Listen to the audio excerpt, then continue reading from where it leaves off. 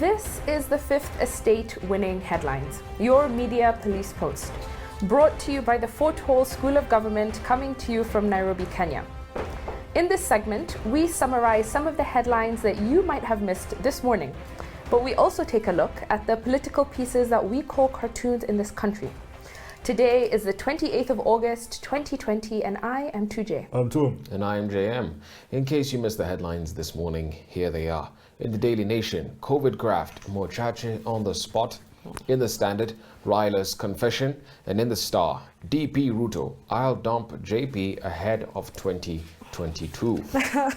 Quite a bit of variety there. Let's begin with the Star. Absolutely. DP RUTO, I'll dump JP ahead of 2022. So if you don't know what JP is, it means Jubilee Party. Now, yesterday, Deputy President William Ruto gave an interview to some fellows, and the man was angry. And in short, he said that should the relationship between him and Uhuru Kenyatta become untenable, he will go to another party, or he'll form his own party. Now, look, if I was other people in government, the deep state, I would not respond to William Ruto at this juncture. In fact, I would tell him that you do not interrupt your enemy when they're making mistakes. And that's a quote by Napoleon Bonaparte. I don't know what you guys have to say about that. I mean, okay, maybe my first question would be just to maybe analyze some of the body language or just how the DP looked as he was giving this interview. Because I don't think he necessarily gave us an aura of confidence. I think he looked like a little bit like a man defeated. And if anything, this is the confession that we have been waiting for, right? I think for the longest time, he's gone on various TV stations, hopping around, trying to tell us that everything in the marriage was, okay. But I feel like finally he's given us the truth. He's a man who's let all those issues off his chest. Absolutely. And I think that was the essence of yesterday's interview. He looked very fatigued. He had very prominent eye bags. It looks like he hasn't slept for a very long time. And he's just heartbroken, actually. Absolutely. That's the body language and the facial expression I got. A man who is heartbroken about 2022 and his chances. But if he doesn't make it, then he could live to fight another day. Absolutely. It's not the end of the world. Kibaki, Kibaki didn't succeed in 1992. But 10 years later, he became president. But to him, there's something else. There's something else. You see, there's a question he asked, and he asked Joe Ageo, he asked him, why should we change this constitution? And you tell me, because I have no idea. That's what he asked him. And Tuje reminded me one thing, and JM today also reminded me. And you see, how many times has this country gone to every election cycle? This country will lose 1,000 people every single election cycle. In 2017, in just 3 months after Maraga announced the election, this country lost nearly 1 trillion shillings. That was a billion. That is 1 billion bob every single day. 1 billion bob lost because people cannot agree. Now, look, if William Ruto is opposed to this referendum because he wants to preserve his seat, well, then others are, and again, what would be wrong changing the constitution if you want to increase the number of seats, to increase inclusion in this country? He would have lost that argument in the first I think what he's failing to understand is that he's, okay, I was going to say something terrible, but he's a false doctor selling people snake oil, right? I think he's failing to realize that he's selling Kenyans a fake deal. What Uhuru Kenyatta is trying to do for us is he's trying to point to the fact that 1 year before an election and 1 year after, this country is dead on arrival. There is no productivity. We have this cyclical instability, whether relating to the economy, relating to security, relating to investments. So the idea of BBI is to say, you know what, we don't need 1 seat. Let's, as 2M, just as you said, let's make more seats. It's called consociational democracy. Bring everybody to the table so that everybody feels included, so that we do not have any more instability. If DP Ruto wants 1 seat, sorry. Unless he's profiting from all that economic loss that we suffer collectively as Kenyans, unless he is profiting from the 1,000 people who die every election cycle, and this is why then he's saying that he doesn't want us to amend the constitution. It just doesn't make sense. But anyway, I think we put that in the parking bay. Absolutely. As we consider the stories in the Standard and the Daily Nation. And we have a 3-part criteria that we use to assess them. Are they topical or speculative, repetitive, groundbreaking, and finally thoughtful or just plain lazy?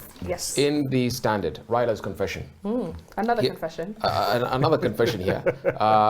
So we've been taken down memory lane. Earlier this week, Raila met Robert Njura, the man who smuggled him out of Kenya on a boat to Uganda during what was a very politically turbulent time for him in the Moi era. He was under siege. Yeah. And he says that he was in the night smuggled on a boat off the Kenyan waters into Ugandan waters. And once in Uganda, he got in contact with a friend of his known as Shem Konga, who liaised with the UNHCR to quickly process his papers so that he could travel to Norway. And here's the confession. He went to Norway not as Raila Odinga, not as maybe disguised as his brother, but he went to Norway via Amsterdam as Haji Omar, dressed in a white kanzu. Down to the detail.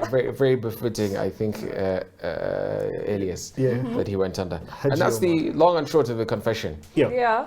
Juxtaposed, of course, with the 10-year anniversary of the Constitution. Of course. Raila has put in a lot of his time and effort, sacrificed a great deal for multipartyism and for the Constitution that we have today. You know, JM, in the grander scheme of things, who's got more street credibility, William Ruto or Raila Odinga?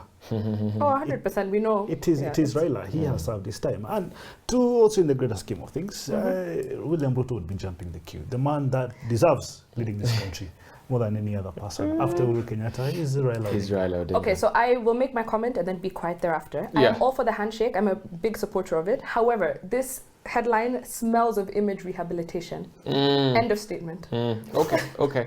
Let's put that in the parking bay. And in the Daily Nation, COVID graft. COVID graft. I think we've given these headlines way too much airtime, but for hopefully the last time. We are now told that the names and faces of the officials who presided over the COVID millionaire scandals have started to come to light. And today, the Daily Nation identifies Susan Mochache as the person who has fallen into or has been highlighted as a person at the center of these scandals. Apparently, she wrote letters to KEMSA ordering them to buy COVID supplies from specific suppliers. And the Daily Nation highlights that Ministry of Health is not supposed to tell KEMSA who to buy from. It's still unclear how far the story is going to go. Mochache has been asked to come to Parliament to verify these letters. But I think that until we have any authentication, this is just a speculative story. We have unauthenticated letters. We have suspects who, under the law, are innocent until proven guilty. So at this point, we're just talking about gossip. Right? Because I mean, who decided it's graft in the first place? But also, look, the nation is also in the business of criminalizing doing business with government. That's exactly what they're doing. But yet, the main business the nation gets is actually from government. Absolutely. So, government was constituted to, first of all, maintain peace and order, but secondly, to spend money. Why do you then collect money from KRA every year if you're not supposed to spend it? What are you supposed to do with it? Not burn it? So on that account, toss the Daily Nation. And I have a recommendation, JM, just a bit. Maybe it is time that CS Moshero reviews doing business with the nation. Absolutely. Right. Absolutely. Now, Standard or Star? Who do we give it to? DP Ruto or Raila's confession? I think let's give it to Ruto. At least he has gotten that out of his chest. For entering action with boldness. And on to the political pieces that we call cartoons in this country. Are they humorous or dry, satirical or pessimistic, ineffective or just plain lazy? What have we got in the Daily Nation? Daily Nation, you have Chief Surgeon, caricature of Uhuru Kenyatta. And it's Raila Odinga who's helping him put his PPEs. And right next to him is Francis Atwoli. And what do you call that person, Tujay? He's holding a syringe, but I believe the person is called an anesthesiologist. Yes, I just can't pronounce it. And on the table, that the being that is receiving surgery is the Constitution. But right next to Uhuru is a plethora of crude weapons. You've got an axe, you've got a machete, you've got a crowbar, you've got scissors, you've got a rungu. And what is the president saying? He's saying minor surgery. But what Dula is trying to tell us is the president's about to... It ain't going to be minor. It ain't going to be minor. Yeah. This is very humorous. I think we put that in the parking bay. Yes, agreed. Let's consider the Standard. And so here, today's cartoon depicts a very old and stressed Uncle Sam at the ballot box about to cast his vote. He is between a rock and a hard place. That's what his facial expression is telling us. Having to choose between voting for Trump, drawn with a but, as his face, and Joe Biden. And as the man approaches the ballot, he's saying, "So help me God." He really doesn't know what direction to go. So yeah, this is the state of the American population right now and voters. I have never been so happy to be Kenyan. Honestly, I do not envy Americans one bit. Yeah. And Good in the cartoon though. Yeah. Oh my God. In the Star, you have a caricature of the now charged governor of Migori, Okothobado, and right next to him, and they're praying. Right next to him is his family members, and his handcuffed hands are inside the cookie jar with a little bit of money. And the caption there is, "A family that prays together." Praise. I think this is the most Not pray humorous, to God. sarcastic ozone rendition yet. I love it. Oh my I mean, goodness. it's really savage though. It's very savage. is. But you just can't help but the sarcasm here. I know, but it makes me feel so sad. I feel like so many of the headlines are highlighting the irresponsibility of parents right now. A lot of parents, in a bid to have directors who are within the family, choose their children. And then their children become unwitting suspects, or, suspects in their... They become victims. Yeah, they become victims of what the parents have done. And it makes me... You're dragging your children into unsuspecting danger, but that is... This is not very clever. The principle here is don't get caught. Yeah. If you do, this is how you are embarrassed in public. But I think you guys like this cartoon, if we're being honest. Yeah, the cartoons today are fairly good. So I think we could toss the standard, and maybe they weigh the nation against the Star. Let's go with the nation. Let's not celebrate someone's family. Somebody's downfall. Precisely. Downfall, yeah. So we're tossing the Star, but a good effort from Ozone. From Ozone, absolutely. So Daily Nation gives us our winning cartoon. And now, on to our final thought. But before we get there, please don't forget to subscribe to our YouTube channel. This week, we took a deep dive into strategy and the different ways in which we can understand what strategy means and how to apply it in your life. On Monday, we looked at the book Good Strategy, Bad Strategy, The Difference and Why It Matters by Richard Rumlett. In this book, Rumlett reminds us that the core of a good strategy has three elements: a diagnosis, a guiding policy, and a coherent action. The book teaches us the hallmarks of a bad strategy, principle of which is mistaking goals for a strategy. On Tuesday, we looked at the book Predatory Thinking, a masterclass in outthinking the competition by Dave Trott.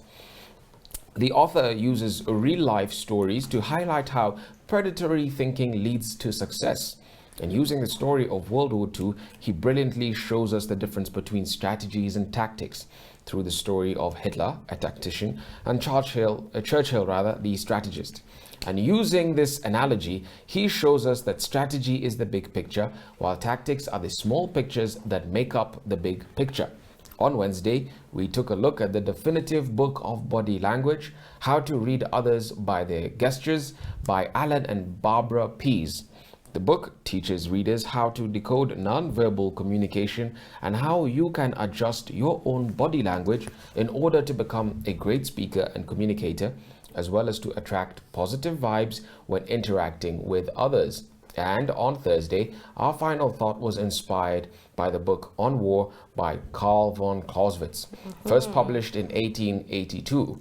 In this book, the author defines strategy as the necessary response to the inescapable reality of limited resources. Therefore, strategy is about making choices on how to concentrate those resources to achieve competitive advantage. And today, what is our final thought? And now our final thought, it is inspired by a book that I love. It's called 33 Strategies of War by Robert Greene. Yeah. In fact, I think we can put this up there with one of our top 5 or 10 favorite Fifth Estate books, right? Oh yes. Yeah. So the 33 Strategies of War by Robert Greene can be summarized quite simply. This is a guide to the subtle social game of everyday life. Yes. But it is informed by the military principles in war. So whether in life, in business, in politics, I think there's a strategy for everyone. Yeah. So it's comprised of discussions and examples of offensive and defensive strategies from a wide variety of people and conditions. So we look at Napoleon Bonaparte, we look at Lawrence of Arabia, Alexander the Great, and the Tet Offensive. So with descriptions of battle, politics, business situations, you have accompanied Green's interpretation, which I think is some of the best parts. There are occasional instructions followed by examples. And what is most interesting is every chapter ends with what he calls the reversal, which is a brief discussion as to how your strategy could go wrong with a contrary view of defense. So he doesn't tell you everything will be perfect. He gives you always, at every time, a contrary view. So of course, Robert Greene, we know, is the super author of some of our favorite books, the 48 Laws of Power, the Laws of the Art of Seduction, rather, and Mastery. So in this book, it's divided into 5 parts. And the 5 parts are as follows. Self-directed warfare, organizational or team warfare, defensive warfare, offensive warfare, and my favorite, unconventional, dirty warfare. Now, those are those guerrilla tactics, right? So what I'll focus on today are the 6 fundamental ideals that he gives in the book that you should aim for if you want to become a better strategist. So it's taking those 33 principles, but telling you how to turn them into your everyday life. I will focus on 4. So the first one is elevate yourself above the battlefield. He says, I think like JM mentioned on Tuesday, is that most of us are tacticians, not strategists. Because we become so involved in the conflicts of our daily lives that we forget to focus on the battle that we are in currently. So he says that a lot of the time it's very unnatural for us to think about strategy because it's very hard to harness the power that you need to focus on a strategy. It's easier to think of a tactic because that's small and in the moment. So he says that you need to elevate yourself above that battlefield and look at the big picture rather than the small picture. The second thing is another favorite. We need to look at things as they are, not how our emotions color them. Again, another way to say it is you need to look at things as they are, not as we are. So he says that we need to be aware of the pull of our emotion and we have to compensate for it. He says the more you can limit or compensate for your emotional responses, the closer you will become to this ideal of taking a step back from your emotions. The third is to judge people by their actions. And he says that in the sense that people will say anything to get what they want. But you need to look at people in terms of what they have done, because he says deeds do not lie. Actions do not lie. So at the same time, you need to apply that logic to yourself. The fourth, which is one of my favorites, pulling from Greek mythology, he says to worship Athena, not Ares. So just a bit of context. Athena and Ares were siblings, but Ares is known as the god of war. He is associated with savage and dangerous qualities. So he would go to war and just destroy everything. I think we could look at him like a tactician. Athena, on the other hand, she is known as the goddess of wisdom, handicraft, and warfare. So the story goes is that Zeus wanted to marry the smartest goddess. Her name was Metis. And the only reason he wanted to marry her is because she was the smartest in all the land. So he wanted to marry her because he wanted to stop her from outwitting and destroying him. So he married her and then he swallowed her. But he thought that in swallowing her, he would absorb all of her intellect. But instead, what happened is that they formed a child. This is not science, this is mythology. So they formed a child, and the child was Athena, who was then born out of Zeus's forehead. Bear with me. And so when Athena is born, she was then taken from the 2 smartest parts of her parents. She got the craftiness of Metis, so her intellect, but the warrior mentality of Zeus. And this is why they say you need to follow Athena, who has the best parts of strategy and warfare, as opposed to Ares, who just has the destructive, components of warfare. So that's what it is. I see. Follow Athena, not Ares. Oh, that's very interesting. Very, very interesting. I love it. Now, someone out of a forehead. Mythology. To be a superior strategist, Greene tells us you must constantly move with the times and never repeat the same trick twice. So what limits us in our personal life as well as nations at large is the inability to confront reality, to see things for what they are. As we grow older, we become more rooted in the past. Habit takes over. And something that has worked for us becomes a doctrine, a shell to protect us from reality. And the question that Greene poses is, how do you confront that? Now, the first thing is to erase the memory of the last war. And, there's the Vietnamese general, Vo Nguyen Giap. He had a very simple rule of thumb in this regard. After a successful campaign, he would convince himself that it had actually been a failure. So as a result, he never got drunk on his success, and he never repeated the same strategy in the next battle. Yeah. Rather, he had to think through each situation afresh. The second thing we ought to do is to keep the mind moving, Green tells us. And he uses the example of human beings when they're children. Yeah. And he says, when we were children, our minds never stopped. We were open to new experiences and absorbed as much of them as possible. We learned fast because the world around us excited us. When we felt frustrated or upset, we would find some creative way to get what we wanted and then quickly forget the problem as something new crossed our path. And he says the greatest strategists, people like Alexander the Great, people like Napoleon Bonaparte, were childlike in that respect. Sometimes, in fact, they even acted like children. And the reason is simple. Superior strategists see things as they are. Yes. They are highly sensitive to dangers and opportunities. And nothing stays the same in life, as you know, and keeping up with circumstances as they change requires a great deal of mental fluidity. Yes. So great strategists do not act according to preconceived ideas. They respond to the moment like children. Their minds are always moving and they are always excited and curious. They quickly forget the past because the present is much too interesting, he says.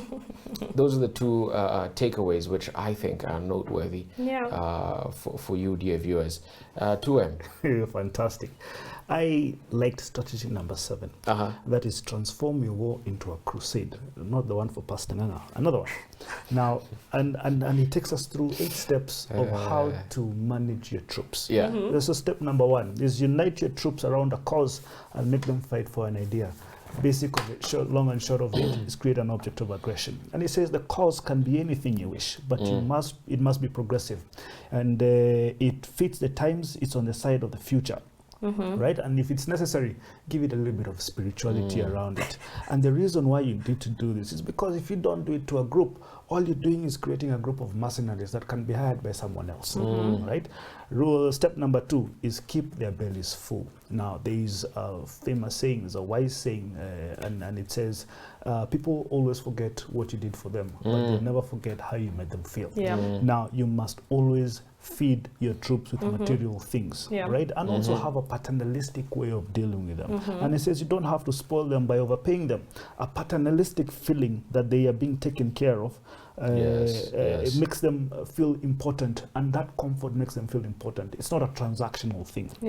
Step number 3, lead from the front. And he says instead of trying to push them from behind, make them run to keep up with you. It's beautiful. And he says run right from the beginning. Your troops must see you leading from the front, sharing their dangers and sacrifices.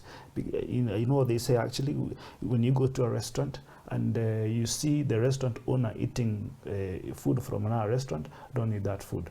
Eat the food that his workers has prepared. Buy the food that you see him eating. Right? Step number 4 is concentrate on their chi. Their chi, I was told, is energy, Chinese energy. Right? Chi, yes, that dwells in living things. And the reason he says that is because idleness has a terrible effect on the chi. And when soldiers are not working, their spirit's lower. And this allows doubts to creep in, and they lose their aggression, they lose their focus. That I love as well. Step number 5 is play to their emotions. It says the best way to motivate people is not through reason, but through emotion, right? An emotional appeal needs a setup. Lower their defenses and make them bond as a group. Have you guys seen how the Navy SEALs, when they're together? I mean, nothing can break their bond. The Marines and everything. The bond is strong. The bond is very strong. Step number 6, mix harshness and kindness. This is what Prof likes to say, blow hot and cold. Right? Don't give them too much reward, because too much reward will spoil them and they'll not respect you. But at the same time, complacent, don't punish them too much because you demoralize them. A little bit of balance is good. Right? Step number 7, build up the myth, the group myth. And this also has to do with the Navy SEALs and Marines. It says the armies with the highest morale are the armies that have been tested in battle. Soldiers who have fought along side by side through campaigns forge a kind of group myth based on their past victories. This is very, very important. But step number 8, and the one I like, is be ruthless with grumblers. Anybody who is, or anyone who has a dissenting opinion must be isolated and send them out. Because once they start that thinking, spreads. They will infect the others, and you have a problem leading them through the revolution. That's a great book. I think we need to send a signed copy to people who live in Karen. So on a week where this week we've discussed strategy, and you're very right, Tujay. Reflection is absolutely critical to victory. I'll leave you with a quote from Sun Tzu along the same lines. He says, "Strategy without tactics is the slowest route to victory. Tactics without strategy is the noise before defeat." Sun Tzu, reflect on that. Powerful. So, on a day where we had a winning headline from the Star, a winning cartoon from the Nation, I will also remind you, please do not forget to find us on our TV screens. We are on Pang Free to Air, we are on GoTV, we are on Star Times, and please subscribe to our YouTube channel. Have a good weekend.